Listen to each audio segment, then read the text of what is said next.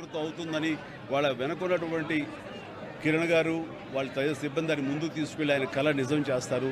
ఆయన ఆయన ఆయన అది జరుగుతున్న ఇది అందరూ ఆయనలో ఒక గంభీరమైన వ్యక్తిని చూస్తుంటారు. కానీ నేను ఆయనలో ఒక చిన్న పిల్లవాడిని, ఒక పసిపిల్లవాడిని కూడా నేను చూడడం జరిగింది. ఆయన 2009లో ఆయన తరచూ కలుస్తుండేవాడిని. ప్రజారాజ్యం పార్టీకి సంబంధించినటువంటి ఆయన సలహాలు సంప్రదింపుల పుస్తకం.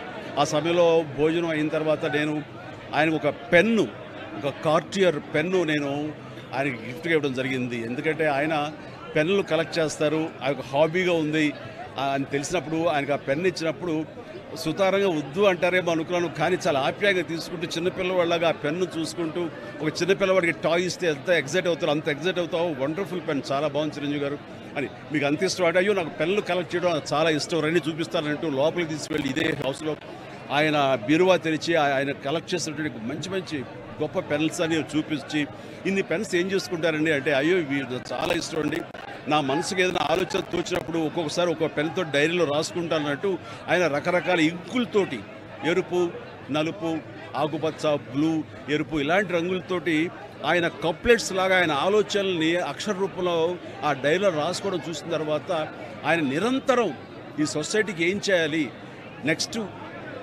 ఎలాగా అటు ప్రతిదీ ఆయన ఆలోచనల్ని అక్షర రూపంలో పెట్టుకుంటూ ఉంటుంటారు. ఆయన అలాగా నిరంతరం ఈ సొసైటీ గురించి తన నిబద్ధతలో ఆయన ఏర్పరచుకున్న కొన్ని ఆశయాల్ని వాటిని సిద్ధించడం కోసం, వాటిని ఆశయాలు నెరవేర్చుకోవడం కోసం ఆయన చేసే ప్రయత్నాలు అవి అంతా ఇంత కాదు. ఆ రకంగా ఆయనలో ఆ రోజున అంత అబ్బురపడిపోయినటువంటి ఆ చిన్న పసి బాలును కూడా నేను చూడగలిగాను. ఇట్లా ఈ రోజున ఆయన లేరు మనకు అన్నది ఒక తీరని లోటు.